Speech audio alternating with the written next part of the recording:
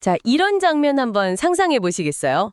달 표면에 말이죠. 아주 거대한 공장이 하나 서 있는 거예요. 달 표면에요. 네. 그리고 그 공장에서 막 찍어낸 인공위성을 거대한 투석기 같은 걸로 우주를 향해 팍 쏘아 올리는 거죠. 투석기요. 정말 SF 영화 같은데요. 그렇죠. 이게 공상과학 영화 오프닝 같지만 바로 일론 머스크랑 스페이스X가 최근에 발표한 실제 계획의 일부라는 겁니다. 지난 20년간 오직 화성만 외치던 스페이스X였는데 말이죠. 맞아요. 불과 1년 전까지만 해도 다른 디스트랙션, 그냥 우리의 주의를 산만하게 하는 것일 뿐이다. 이렇게 잘라 말했던 그들이거든요. 근데 왜 갑자기 모든 계획을 뒤엎고 달로 방향을 틀었을까요? 단순히 목적지만 바꾼 건지. 아니면 그 뒤에 화성이라는 꿈보다 훨씬 더 크고 어쩌면 좀 배담한 그림이 숨겨져 있는 건지 오늘 저희가 그 거대한 계획의 실체를 한번 파헤쳐 보겠습니다. 네, 그럼 본격적으로 시작해 볼까요? 시작하기 전에 구독과 좋아요 버튼 한 번씩만 눌러주시면 저희가 더 깊이 파고드는데 정말 큰 힘이 됩니다. 모든 건 2026년 2월이었죠. 일론 머스크가 X에 올린 그 짧은 글. 네, 스페이스X는 이미 달에 스스로 성장하는 도시를 건설하는 것으로 초점을 옮겼다. 정말 충격적인 한 문장이었어요. 이게 왜 그렇게 충격적이냐면 불과 13개월 전만 해도 완전 정반대의 말을 했었잖아요. 우리는 화성으로 직행할 거다. 다른 디스트랙션이다. 라고요. 네, 이건 뭐 180도 달라진 수준이 아니라 거의 회사의 정체성을 바꾸는 결정 아닌가요?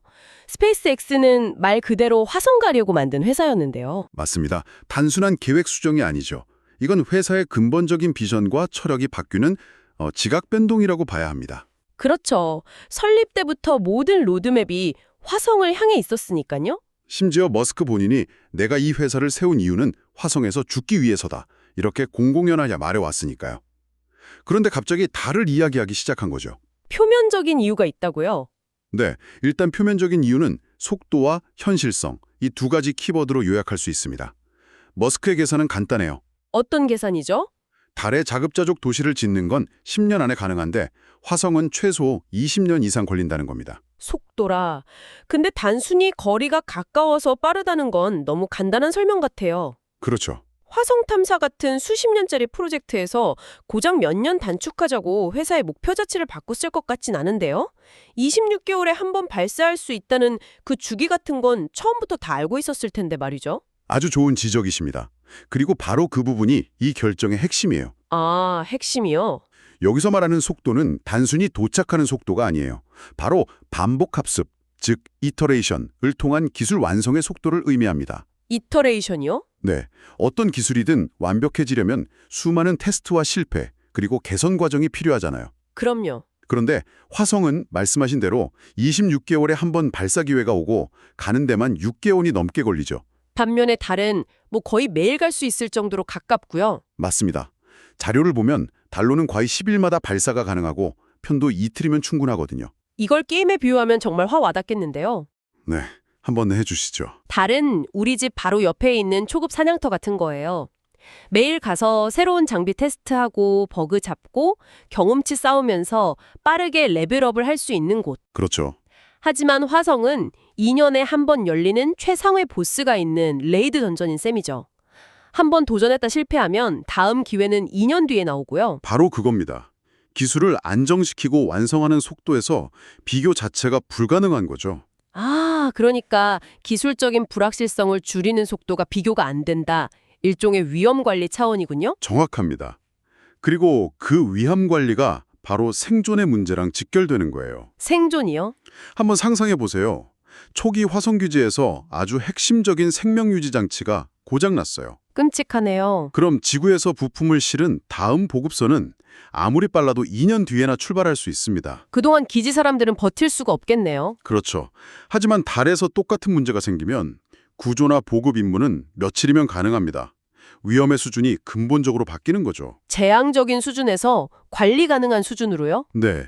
그래서 머스크는 달에 먼저 인류의 백업 기지, 그가 표현한 인간의 요새를 만들어 두는 게 훨씬 빠르고 안전하다. 이런 전략적 판단을 내린 겁니다. 화성을 향한 성급한 꿈이 오히려 화성기지의 생존 가능성을 위협할 수 있다는 역설적인 결론에 도달했군요. 맞습니다. 먼저 달에서 충분히 레벨업을 하고 최고의 장비를 갖춘 뒤에 최종 보스를 잡으러 가겠다. 이런 전략으로 바꾼 거네요. 정확합니다. 여기에 아주 현실적인 비즈니스 이유도 더해지죠. 어떤 거죠? 스페이스X는 이미 나사의 아르테미스 계획에 참여하고 있잖아요. 아, 유인 달 착륙선 개발 계약이 있었죠. 네, 40억 달러, 우리 돈으로 5조 원이 넘는 계약을 맺고 있어요. 최대 고객인 나사의 목표가 달에 지속 가능한 기지를 짓는 거니까 여기에 집중하는 건 회사의 비전과 사업을 일치시키는 아주 합리적인 선택이기도 한 겁니다. 알겠습니다. 빠른 기술 검증을 통한 위험 관리, 그리고 나사와의 계약이라는 현실적인 이유까지. 달로 방향을 튼 실용적인 이유는 충분히 이해가 되네요. 네, 하지만 타이밍이 정말 의미심장해요. 이 충격적인 발표가 나오기 직전에 스페이스X랑 머스크의 AI 기업 xAI가 합병했다는 소식이 있었잖아요. 맞아요. 1조 2,500억 달러라는 천문학적인 가치로요. 이걸 단순한 우연의 일치라고 보긴 어렵지 않나요? 뭔가 우리가 아직 보지 못한 더 큰 그림이 있는 것 같습니다. 네, 바로 그 지점에서 이 계획이 단순한 우주 탐사 계획을 넘어섭니다. 인류의 미래 산업 지도를 바꾸려는 거대한 야망으로 확장되는 거죠. 야망이요. 지금까지 이야기한 건 표면적인 이유에 가깝고요.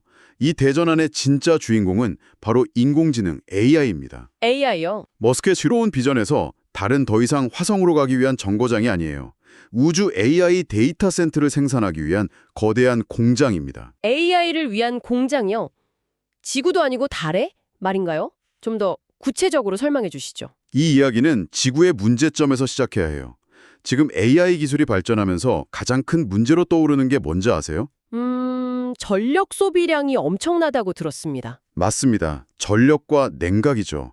데이터 센터 하나가 중소도시만큼의 전기를 쓰고 엄청난 양의 물을 냉각수로 사용하잖아요. 앞으로 AI가 더 발전하면 지구의 에너지와 수자원으로는 감당이 안 되는 시점이 올 거라는 거군요. 그렇죠. 이미 전력난이 현실화되고 있고요. 그래서 머스크는 해답을 우주에서 찾았다. 네, 태양 에너지를 거의 무한정 쓸 수 있고 절대 영도에 가까운 우주 공간을 활용해서 냉각 문제도 해결할 수 있는 곳, 바로 우주의 데이터 센터를 띄우겠다는 거죠. 우주 데이터 센터요? 실제로 스페이스X가 미 연방통신위원회 FCC에 최대 100만 개의 궤도 데이터 센터 위성을 발사하겠다는 신청서를 제출했습니다. 100만 개요. 잠시만요. 100만 개라니 네, 100만 개요? 청취자분들의 이해를 돕기 위해 덧붙이자면 지금 지구 궤도에 있는 활동 위성이 다 합쳐서 약 1만 개 정도입니다. 그렇죠. 그런데 그것에 100배를 쏘아 올리겠다는 거예요. 밤하늘의 모습이 근본적으로 바뀌겠는데요.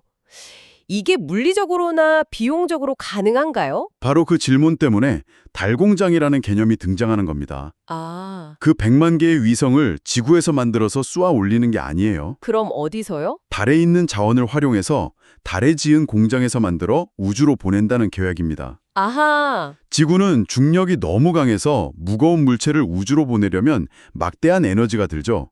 이걸 중력 우물, 그래비티 웰이 깊다고 표현하는데요. 깊은 우물 바닥에서 돌멩이를 밖으로 던지는 것과 같군요. 맞습니다. 하지만 달의 중력은 지구의 6분의 1밖에 안 돼요. 우물이 아니라 거의 평지에서 던지는 수준이죠. 아, 그래서 달에서 만들어서 우주로 보내는 게 에너지 효율 면에서 비교도 안 될 만큼 유리하다는 계산이군요. 바로 그겁니다. 지구의 에너지 문제를 해결하기 위해 우주에 AI 데이터 센터를 띄우고 그 데이터 센터를 만들기 위해 달에 공장을 짓는다? 정말 스케일이 다른 발상이네요. 그렇죠. 머스크는 이런 계획을 설명하면서 카르다쇼프 척도라는 개념까지 끌어옵니다. 카르다쇼프 척도요? 문명이 사용하는 에너지의 양에 따라 발전 단계를 구분하는 가설인데요.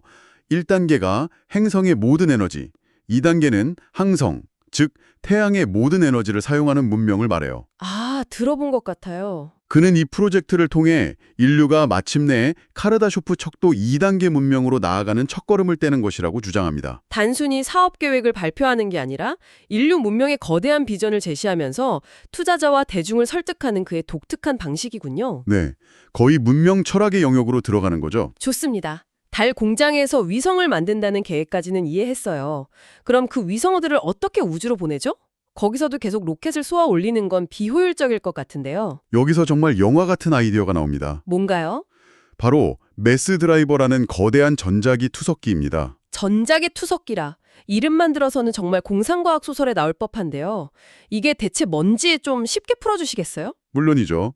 아주 긴 트랙 위에 위성을 올려놓는다고 상상해보세요. 네, 긴 트랙이요. 그리고 그 트랙에 설치된 수많은 전자석이 순차적으로 강력한 자기장을 만들어서 위성을 총알처럼 앞으로 밀어내는 방식입니다. 놀이공원 롤러코스터가 출발할 때 뿅 하고 급가속하는 것과 비슷한 원리겠네요. 맞습니다. 근데 그 힘이 비교도 안 될 만큼 강력해서 위성을 달의 중력을 벗어나는 속도, 즉 탈출 속도까지 가속시키는 거죠. 와. 그러니까 기본적으로 달에 거대한 코일건을 만들어서 우주로 물건을 휙휙 던진다는 거네요. 정말 대담한데요? 이 메스 드라이버의 가장 큰 장점은 달의 환경을 완벽하게 이용한다는 점이에요. 달의 환경이요? 네, 달에는 공기가 거의 없어서 공기 저항이 없죠. 중력도 약하고요. 아, 그렇군요. 덕분에 비싼 로켓 연료 없이 오직 전기만으로, 그것도 달의 태양광 발전으로 만든 전기로 엄청난 효율을 낼 수 있습니다. 한번 건설해두면 거의 공짜로 계속해서 위성을 우주로 쏘아 올릴 수 있는 시스템이 만들어지는 거군요. 네, 바로 그렇습니다. 1970년대 과학소설 작가들이 상상했던 개념이 이제는 수조 달러 규모의 실제 산업 계획의 핵심이 되었다니 정말 놀랍습니다. 그렇죠. 경제적인 동기가 생기면 이런 공상 속 아이디어들이 얼마나 빨리 해결해야 할 공학 문제로 바뀌는지 보여주는 아주 좋은 사례죠. 그리고 이런 거대한 계획은 그냥 기술적인 도전만은 아닐 것 같은데요. 맞습니다. 현재 진행 중인 미국과 중국의 달 경쟁이라는 지정학적 구도와도 깊게 맞물려 있습니다. 중국도 달기지 건설 계획을 발표했죠. 네, 달 남극에 유인기지를 건설하겠다는 목표를 이미 발표했죠. 누가 먼저 달의 자원과 산업 기반을 장악하느냐가 미래 우주시대의 패권을 결정할 수 있다, 이런 인식이 배경에 깔려 있는 겁니다. 그렇군요. 결국 스페이스X의 달 계획은 AI라는 거대한 미래 산업과 미중 패권 경쟁이라는 두 개의 축 위에서 움직이고 있는 셈이네요. 네, 그렇게 볼 수 있습니다. 자, 그럼 여기서 아마 많은 분들이 가장 궁금해할 질문을 던져봐야겠습니다. 이렇게 달에 집중하다 보면 스페이스X의 오랜 꿈이었던 화성 개척은 이제 완전히 포기하는 건가요? 포기는 아닙니다. 지연 혹은 순서 변경이라고 보는 게 정확해요. 아, 순서가 바뀐 거다. 네. 머스크 자신도 화성 프로젝트는 5, 6년 안에 시작해서 달 프로젝트와 병행할 것이라고 언급했고요.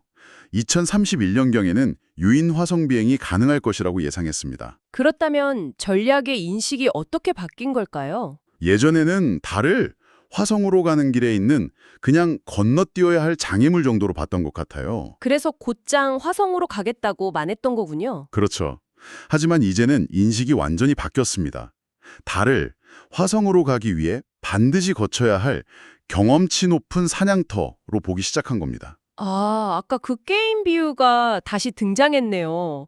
더 명확하게 와닿는데요. 네, 훨씬 더 위험하고 먼 화성이라는 최종 보스를 잡으러 가기 전에 바로 옆에 있는 달에서 장기 생존 기술, 현지 자원 활용 기술, 대규모 기지 건설 경험 같은 핵심 능력치를 최고 레벨까지 올리고 가겠다는 거죠. 그것이 훨씬 합리적이고 성공 확률이 높다는 현실적인 결론에 도달했다. 맞습니다.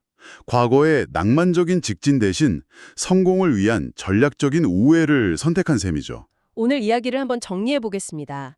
스페이스X가 오랜 꿈이었던 화성을 잠시 뒤로 하고 달로 방향을 튼 것은 단순히 목적지를 바꾼 게 아니었습니다. 그렇죠. 화성보다 빠른 반복학습과 생존 가능성을 고려한 지극히 현실적인 위험관리 전략이었고, 더 나아가 지구의 에너지 한계를 극복하려는 AI라는 거대 산업과 결합된 훨씬 더 큰 그림의 시작이었습니다. 네, 달에 AI 위성 공장을 짓고 메스 드라이버라는 전자기 투석기로 위성을 쏘아 올린다는 계획까지.